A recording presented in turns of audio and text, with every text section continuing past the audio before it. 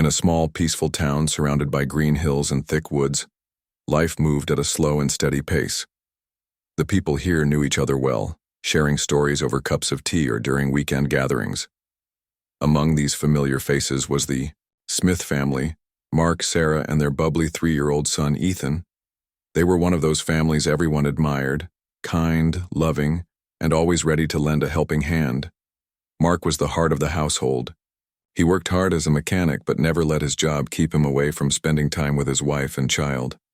Every evening, he'd come home covered in grease, laughing as Ethan ran up to him, pretending to be a superhero saving the day. Sarah would smile from the kitchen, watching her husband playfully toss Ethan into the air before sitting down for dinner together. Life felt perfect, like a scene straight out of a storybook. But sometimes even the happiest stories take unexpected turns. One rainy night, everything changed forever. Mark had gone out to help a friend whose car had broken down on the highway. It wasn't far from home, so no one thought much of it, but fate can be cruel. On his way back, another driver lost control on the slippery road and crashed into Mark's truck. The impact was devastating, leaving emergency responders scrambling to save him. Despite their efforts, Mark didn't make it. News of the accident spread quickly through the town, casting a shadow over its usually cheerful atmosphere. Neighbors gathered outside the Smith house, offering hugs, casseroles, and whispered prayers. Inside, Sarah sat numb, clutching Ethan close as reality slowly sank in. Her husband, the man who made her laugh, who fixed things around the house, who taught Ethan how to ride a tricycle, was gone. She couldn't believe it. How could someone so full of life disappear just like that?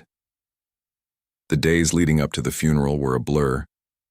Sarah tried to stay strong for Ethan, though her own grief threatened to overwhelm her. Friends and family helped arrange everything, from choosing flowers to picking out clothes for Mark to wear in the coffin. Ethan seemed confused at first, asking questions Sarah didn't know how to answer. "Where did Daddy go?" he'd ask, his big brown eyes searching hers for answers. "He's not coming back," she'd say softly, choking back tears. "Daddy is resting now." On the day of the funeral, the entire town came to pay their respects.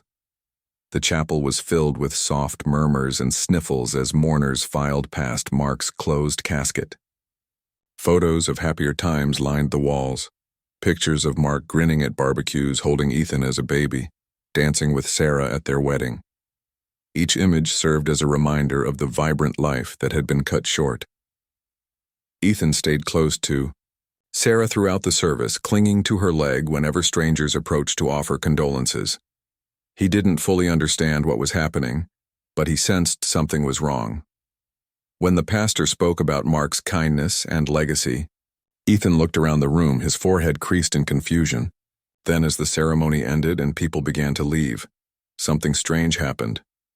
As Sarah stood near the casket thanking guests for coming, Ethan tugged insistently at her sleeve. "Mommy," he said, pointing directly at the polished wooden "Gay. Daddy's not there." At first, Sarah assumed he was just upset and trying to process his father's absence. She knelt beside him, brushing his hair back gently. "I know, sweetheart," she replied. "Daddy's inside the box because he's sleeping forever now." But Ethan shook his head vigorously. "No, Mommy, Daddy's not there." His voice grew louder, drawing curious glances from nearby mourners. Some chuckled nervously, thinking it was simply a child's misunderstanding. Others exchanged concerned looks, unsure how to react. Sarah felt torn between embarrassment and unease. Why was Ethan so adamant? Was he just refusing to accept the truth, or was there something more to his words? Later that evening, after putting Ethan to bed, Sarah found herself replaying the moment in her mind. She sat alone in the living room, staring blankly at the wall as exhaustion weighed heavily on her shoulders. Ethan's voice echoed in her thoughts. "Daddy's not there.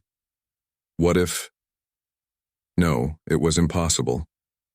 Mark was gone. Everyone said so.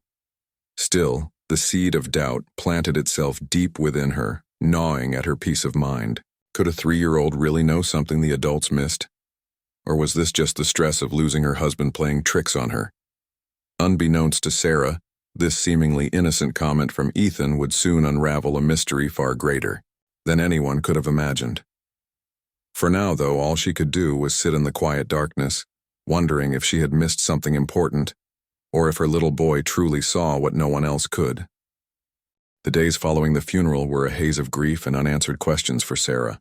She moved through her daily routine like a ghost, going through the motions without truly feeling present. Ethan, on the other hand, seemed to bounce back, with the resilience only a child could possess.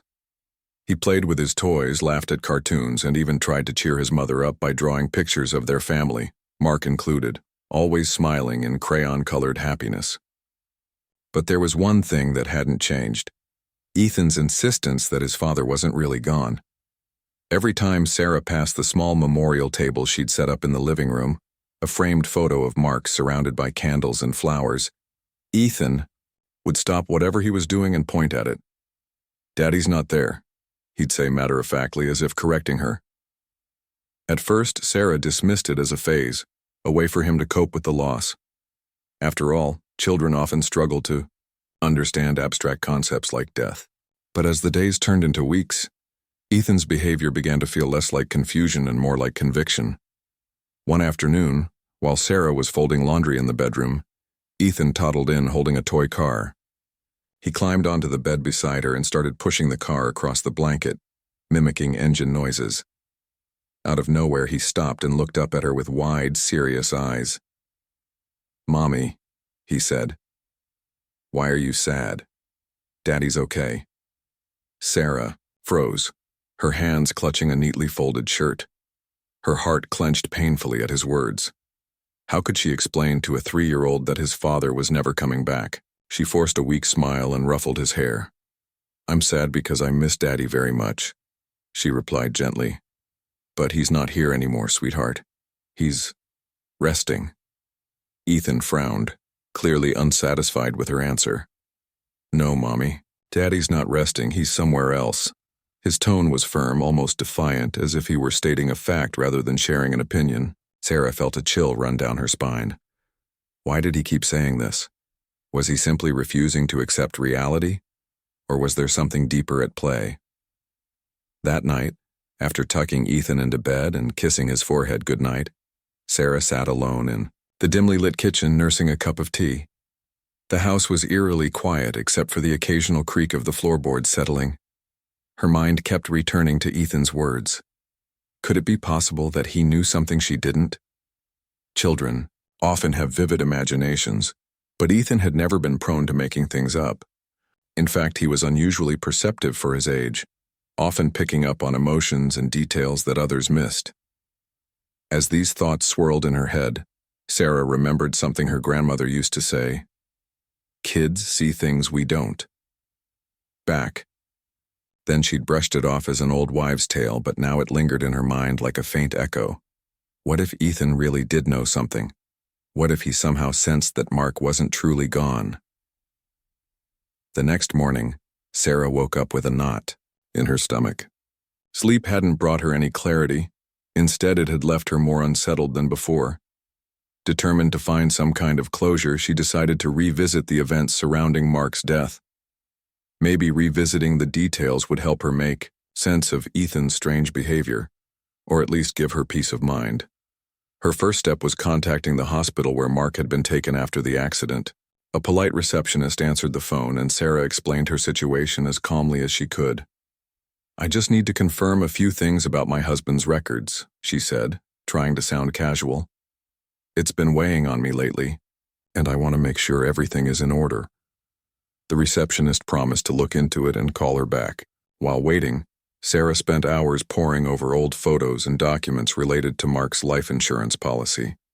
She told herself she was being thorough, but deep down, she wondered if she was grasping at straws. Still, she couldn't shake the nagging feeling that something wasn't right. Later that day, the hospital called her back. The news they shared sent shockwaves through her entire body. According to their records, Mark's body had never arrived at the morgue. Instead, it had been transferred to an undisclosed location due to administrative errors. The representative on the line sounded flustered and apologetic, promising to investigate further, but Sarah barely heard them. Her mind raced with questions. If Mark's body wasn't at the hospital or the morgue, then where was it? And why hadn't anyone noticed this sooner? Overwhelmed, Sarah hung up the phone and sank onto the couch, her head spinning. This couldn't be real. It had to be some kind of mistake, or worse, a cruel prank. But then she thought about Ethan again. His unwavering certainty that his father wasn't resting suddenly took on a new meaning. Could her little boy have known all along that something was wrong?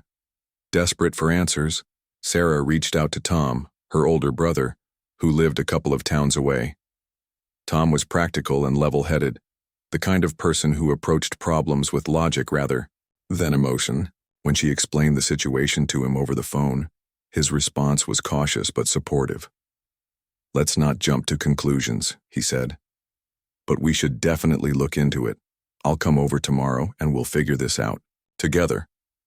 Relieved to have someone on her side, Sarah agreed. That night she lay awake staring at the ceiling, replaying every detail of the past few weeks. Ethan's voice echoed in her mind again. Daddy's not there. For the first time, she allowed herself to entertain the possibility that her son might be right. If Mark's body wasn't where it was supposed to be, then where was he? And what did that mean for her family?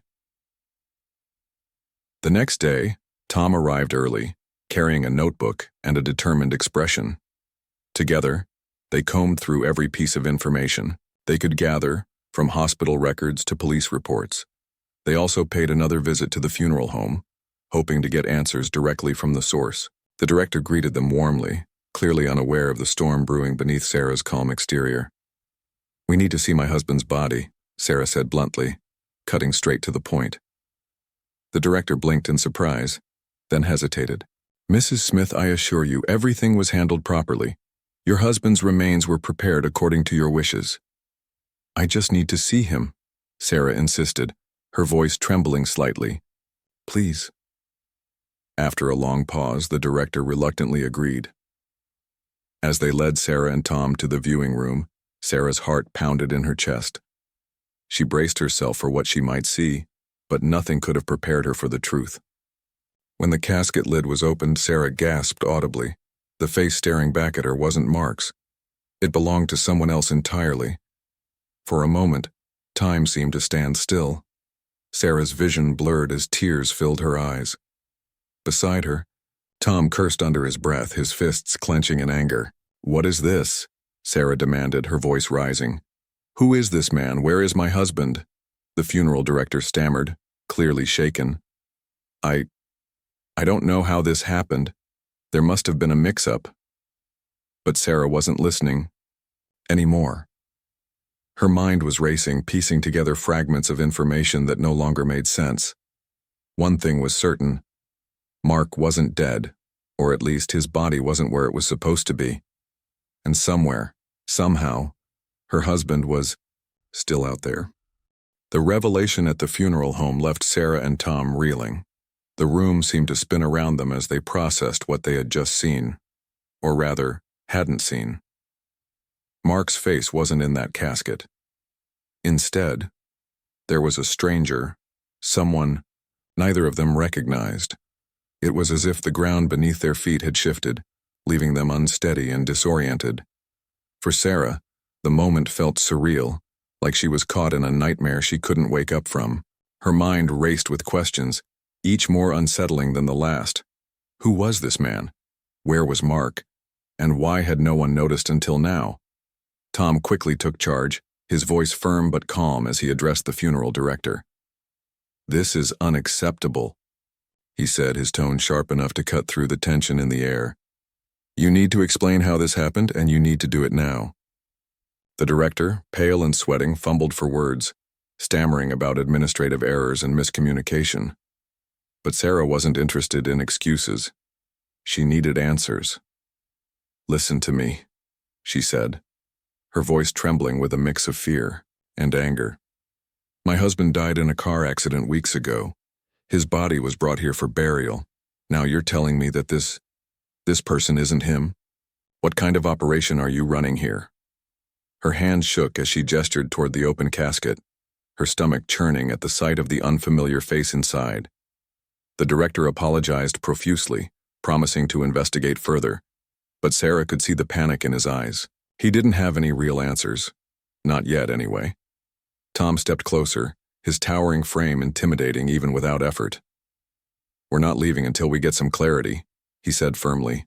"Call whoever you need to call. Find out what happened to Mark Smith's body." As the director scrambled to contact his superiors, Sarah sank into a nearby chair, her legs unable to support her any longer. Her thoughts spiraled wildly. If Mark's body wasn't here, then where was it? Was it possible that the hospital had made a mistake too? Or worse, could someone have intentionally tampered with the records? The idea sent a shiver down her spine. She tried to push those darker thoughts aside, focusing instead on finding concrete answers. Eventually, the director returned with a frazzled-looking manager who introduced himself as Mr. Grayson. He looked equally rattled, clutching a clipboard as though it might shield him from the storm brewing in front of him. "Mrs. Smith," he began, his voice strained, "I can assure you that we are doing everything in our power to resolve this issue. These kinds of mistakes are extremely rare, but when they happen, we take full responsibility." Sarah crossed, her arms, her patience wearing thin. "That's not good enough," she snapped.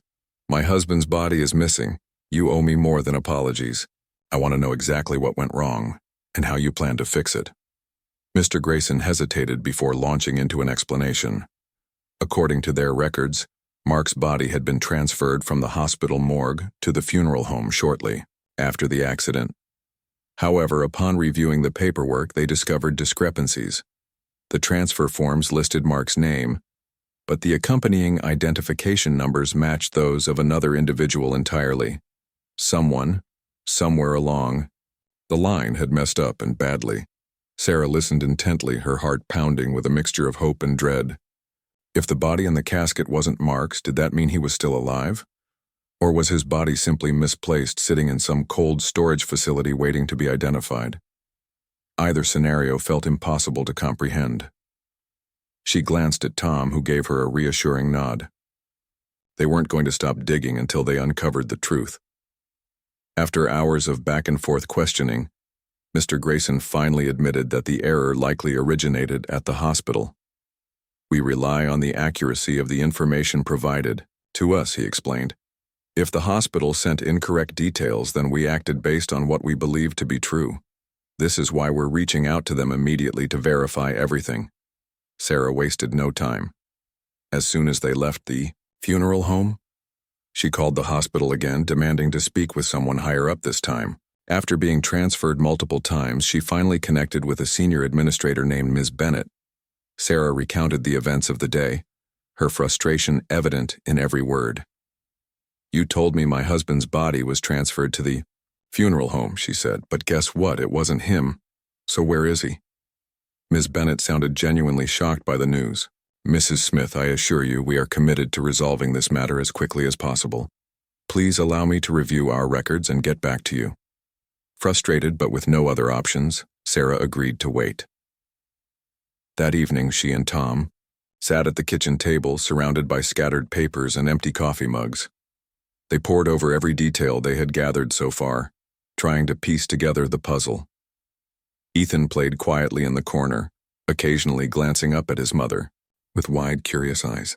"Mommy," he said softly, "is Daddy coming home?" Sarah's breath caught in her throat. She wanted nothing more than to tell him yes, that Daddy would walk through the door any minute now. But she couldn't make promises she wasn't sure she could keep. Instead, she forced a smile and hugged him close. "We're working on it, sweetheart," she whispered. "We're trying our best." The next morning, Ms. Bennett called back with startling news. After reviewing the hospital's logs, she discovered that Mark's body had never arrived at the morgue. Instead, it had been redirected to an undisclosed location due to what she described as a processing error. When pressed for specifics, Ms. Bennett revealed that the hospital had outsourced certain logistical tasks to a third-party contractor, a decision that raised red flags for both Sarah and Tom. This keeps getting worse, Tom muttered, pacing the length of the living room. First the funeral home screws up, and now the hospital admits they lost track of bodies. Something's not adding up here. Determined to get to the bottom of things, Sarah and Tom decided to visit the hospital in person. Armed with notebooks and a list of questions, they marched into the building, refusing to leave until they spoke with someone who could provide real answers. Their persistence paid off when they were granted access to the hospital's internal investigation team. Over the course of several hours, they learned disturbing details about the third-party contractor responsible for transporting bodies. The company had a history of cutting corners and skirting regulations, raising suspicions about its practices. One investigator mentioned offhandedly that similar incidents had occurred in the past, though none had ever been reported publicly. It was clear that something unethical, or even illegal, was happening behind the scenes. By the end of the day, Sarah felt physically and emotionally drained, but she also felt a flicker of hope. If Mark's body hadn't been properly accounted for, there was a chance, however slim, that he might still be alive. Even if he wasn't, uncovering the truth about what had happened to him became her sole focus. She owed it to herself, to Ethan, and most importantly, to Mark. That night, as she tucked Ethan into bed, she kissed his forehead and whispered, "We're going to find Daddy. No matter what, we won't give up." Ethan smiled sleepily, his faith unwavering. In that moment, Sarah realized that her son's intuition had been right all along. Mark wasn't resting in that casket, and maybe, just maybe, he was still out there somewhere, waiting to come home. The next morning, Sarah woke up with a strange mix of emotions swirling inside her. On one hand, the thought that Mark might still be alive filled her with a fragile sense of hope, a tiny ember glowing faintly in the darkness of her grief. On the other hand, the realization that his body had been mishandled by people she trusted left her feeling angry, betrayed, and deeply uneasy. She couldn't shake the image of the stranger's face in the casket, or the cold, sterile language used by hospital administrators to explain away their mistakes. It was as if Mark had been reduced to nothing more than a name on a form, a number in a system. But Sarah refused to let him be forgotten. Tom arrived early, carrying 2 cups of coffee and a determined look on his face. "We've got work to do," he said simply, handing her a steaming cup. Sarah nodded, grateful for his presence. He had always been her rock, the one person who could cut through chaos and find clarity. Together, they spread out the documents they'd collected so far across the kitchen table: hospital records, transfer logs, contact information for the third-party contractor, and began mapping out a plan. They needed to trace every step of what happened after Mark's accident, no matter how small or insignificant it seemed. Their first stop was the police station. If anyone could shed light on the circumstances surrounding Mark's death, or lack thereof, it would be the officers who responded to the crash scene. Sarah explained their situation to Detective Harris, the same officer who had delivered the devastating news weeks earlier. To his credit, he listened patiently, his expression growing increasingly troubled as she recounted the events at the funeral home and hospital. "This is highly irregular," Detective Harris admitted. Flipping through the papers Sarah handed him.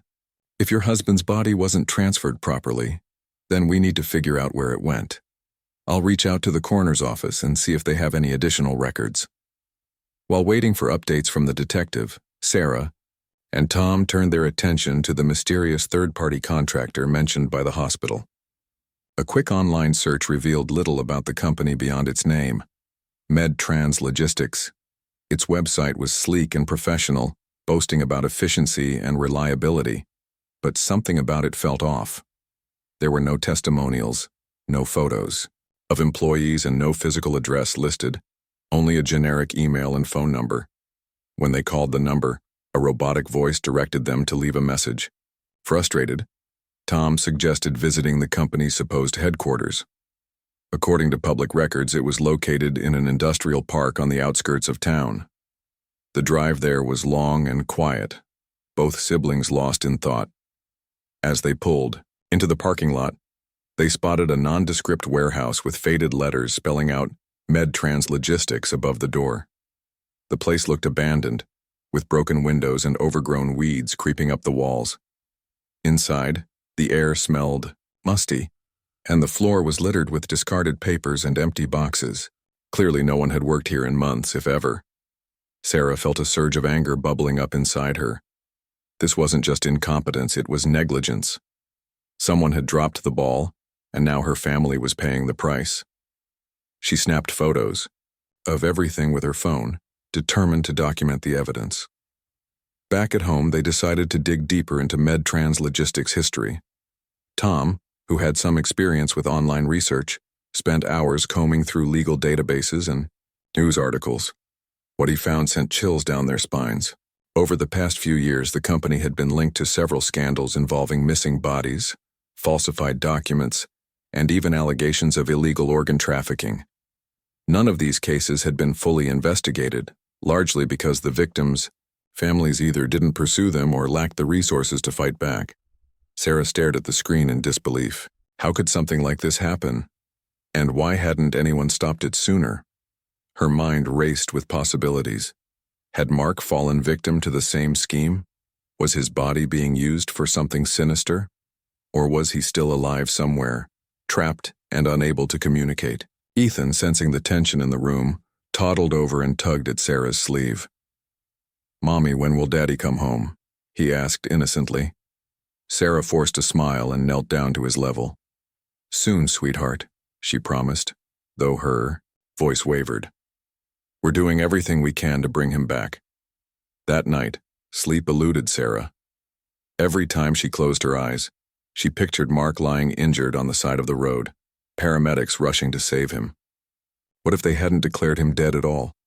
What if he'd survived the accident only to vanish into some shadowy underworld of corruption and greed? The idea was terrifying, but it also fueled her determination to keep searching. The next day brought a glimmer of progress. Detective Harris called to inform them that the coroner's office had located a discrepancy in their records. While Mark's name appeared on the initial report, there was no corresponding entry confirming his death. In fact, the file ended abruptly, as if someone had intentionally deleted key details. "This doesn't prove he's alive," the detective cautioned, "but it does suggest foul play. We're going to treat this as a missing persons case moving forward." Relieved to finally have official support, Sarah thanked him profusely. With the police now involved, they gained access to surveillance footage from the hospital and surrounding areas. Tom pored over hours of grainy video, fast-forwarding and rewinding until his eyes burned. Just when he was about to give up, he spotted something unusual, a white van pulling out of the hospital loading dock shortly after Mark's arrival. The license plate was partially obscured, but enough digits were visible to run a search. It didn't take long to track down the vehicle's owner, a man named Victor Kane, who lived in a dilapidated trailer on the edge of town. According to public records, Kane had ties to MedTrans Logistics and had previously served time for fraud. His criminal history made him a prime suspect, and Sarah's heart raced as she imagined confronting him. Could he hold the key to finding Mark? Armed with this new lead, Sarah and Tom headed to Kane's trailer under the cover of darkness. The area was desolate, surrounded by barren fields and rusted machinery. As they approached the property, they noticed lights flickering inside the trailer and heard muffled voices coming from within. Peering through a cracked window, they saw Kane pacing nervously, speaking on the phone. "They're onto us," he muttered anxiously. "We need to clean this up before it gets worse." Sarah exchanged a glance with Tom, her pulse pounding in her ears. Whatever Kane was involved in, it was clear he knew more than he was letting on. They couldn't storm the trailer alone. It was too risky, but they could gather enough evidence to turn over to the authorities. Silently, they snapped photos of the scene and jotted down notes, careful not to make a sound. As they drove away, Sarah felt a surge of adrenaline mixed with fear. They were closer than ever to uncovering the truth, but the stakes were higher than they'd anticipated. If Kane was part of a larger operation, they might be putting themselves in danger by digging deeper. Yet despite the risks, Sarah knew she couldn't stop. not until she found out what had happened to Mark. For Ethan's sake, for her own sanity, and for the man she loved, she vowed to see this through to the end. That night, as she tucked Ethan into bed, she whispered a silent prayer. "Please let us find him," she murmured, clutching her son tightly. "Let us bring Daddy home." The next morning, Sarah woke up with a sense of urgency she hadn't felt in weeks. The pieces of the puzzle were slowly coming together, but every new revelation only deepened the mystery surrounding Mark's disappearance. Her mind raced as she replayed the events of the previous night. Victor Kane's nervous pacing, his cryptic phone call, and the flickering lights inside that rundown trailer. Something big was happening, and she couldn't shake the feeling that time was running out. Tom arrived early, carrying a fresh stack of printed documents and a map of the area surrounding Kane's property. "We need to act fast," he said, spreading the papers across the kitchen table. "If we wait too long, he might disappear again, or worse, cover his tracks completely." Sarah nodded, her resolve hardening. She wasn't about to let fear or hesitation stand in her way, not when Mark's life could be on the line.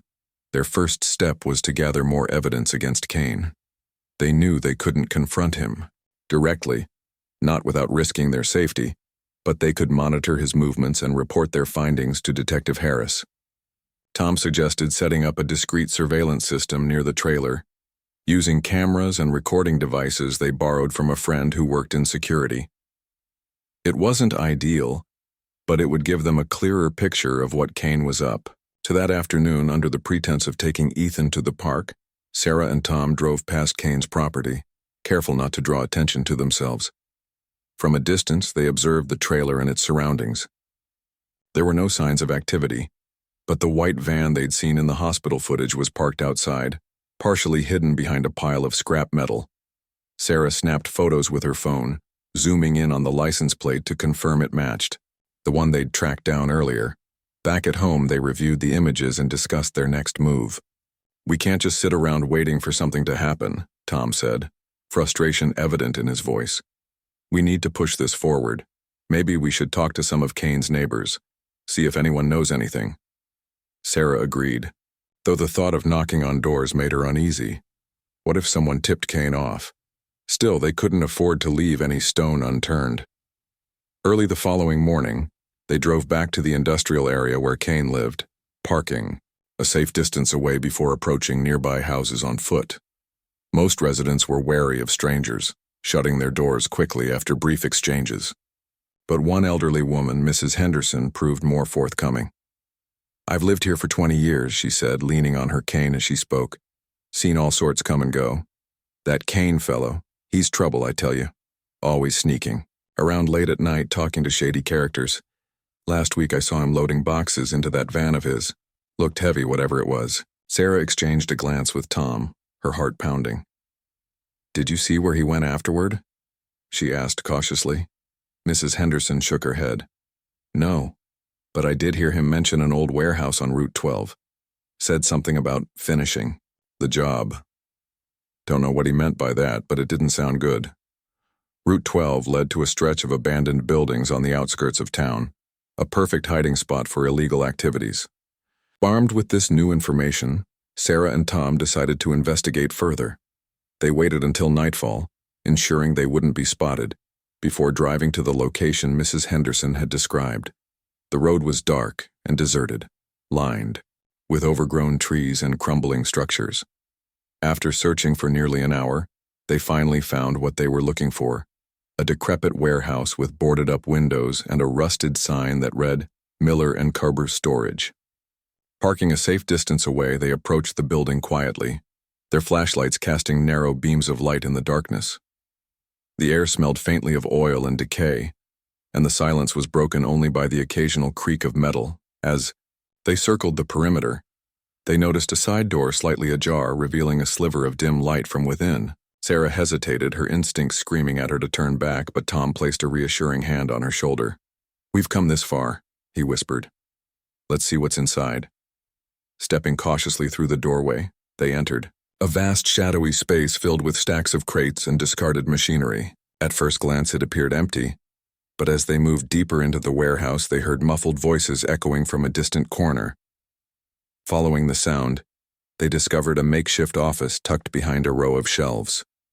Through the cracked door, they saw Victor Kane seated at a cluttered desk, rifling through papers while muttering angrily to himself. What happened next made Sarah's blood run cold.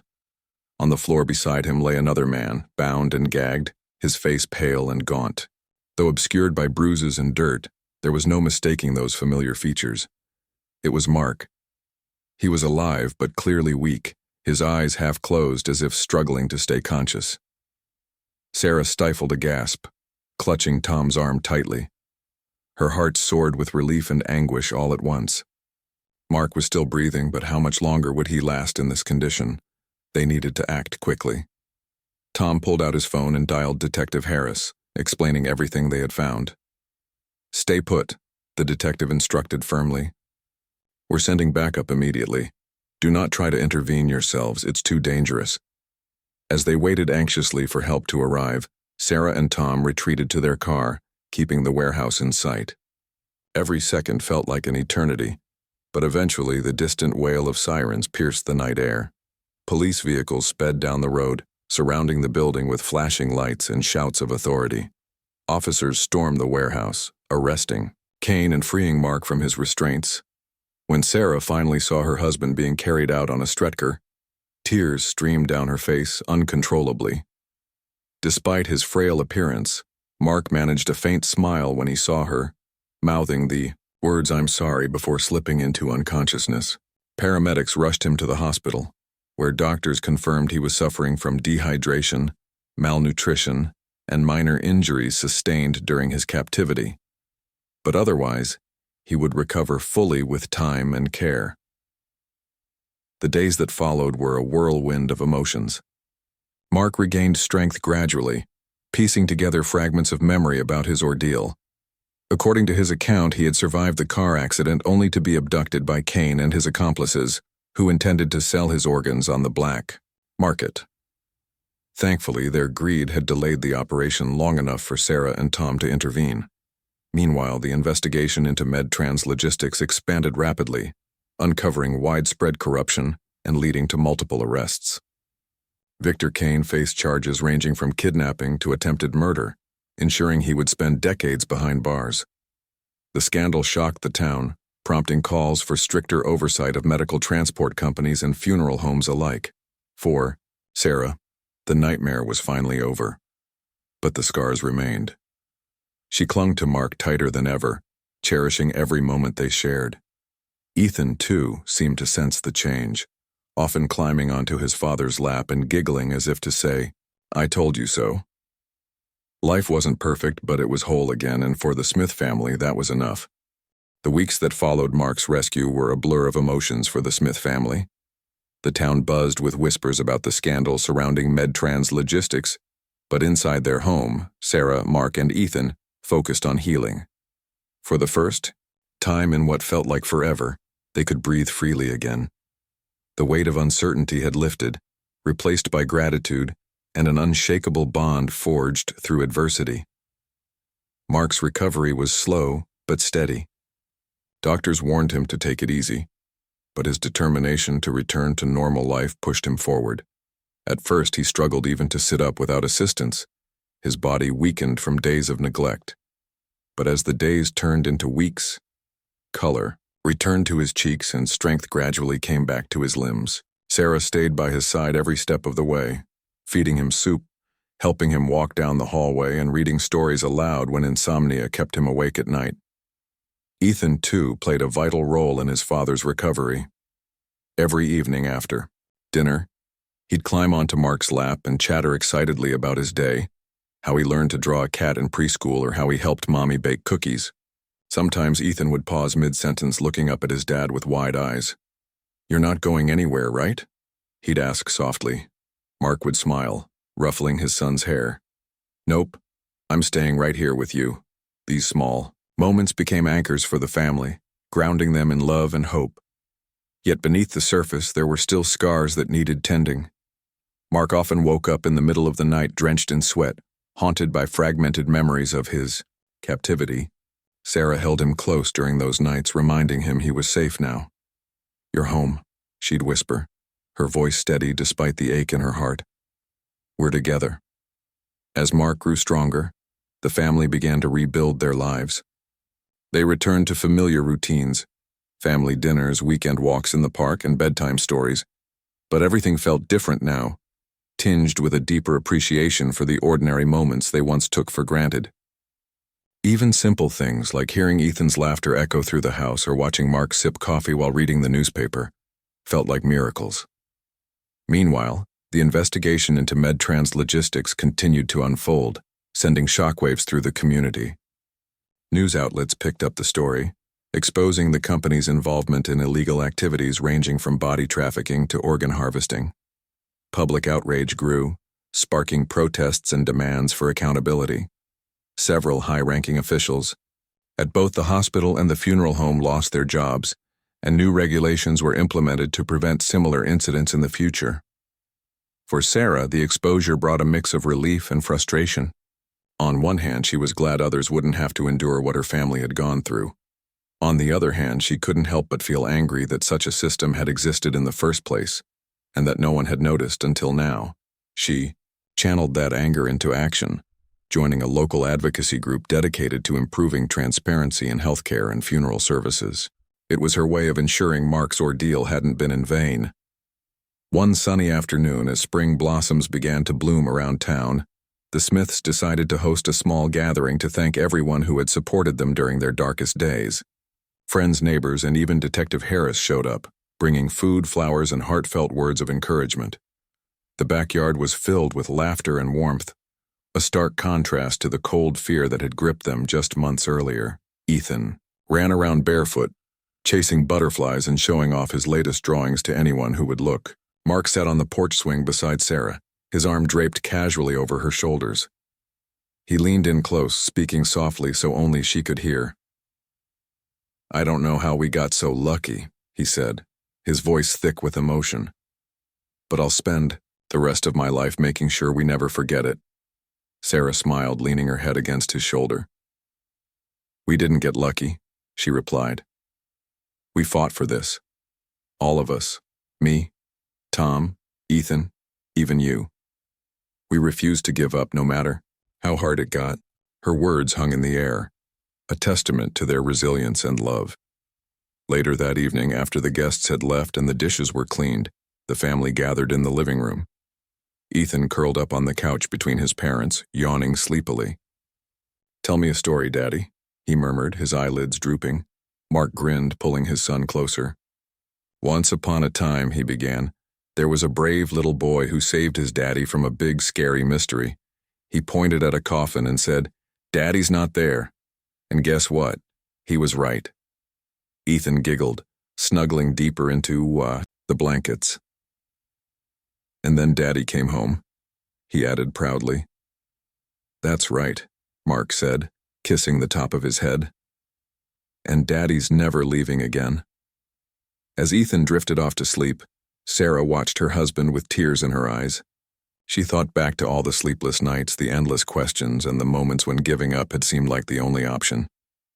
But here they were, whole, alive, and together.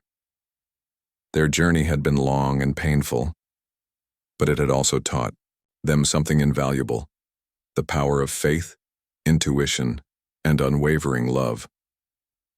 In the days and months that followed, the Smiths became symbols of hope in their community. People marveled at how they had transformed tragedy into triumph, turning their pain into purpose. Sarah's advocacy work inspired others to speak out against injustice, while Mark used his experience to mentor families navigating similar struggles. Ethan, ever the optimist, simply basked in the joy of having his daddy back. Life wasn't perfect, it never would be, but it was beautiful in its imperfection. The Smiths knew better than anyone that happiness wasn't the absence of hardship. It was the ability to find light even in the darkest places. And as they stood together, hand in hand, they vowed to cherish every moment, knowing just how precious it truly was.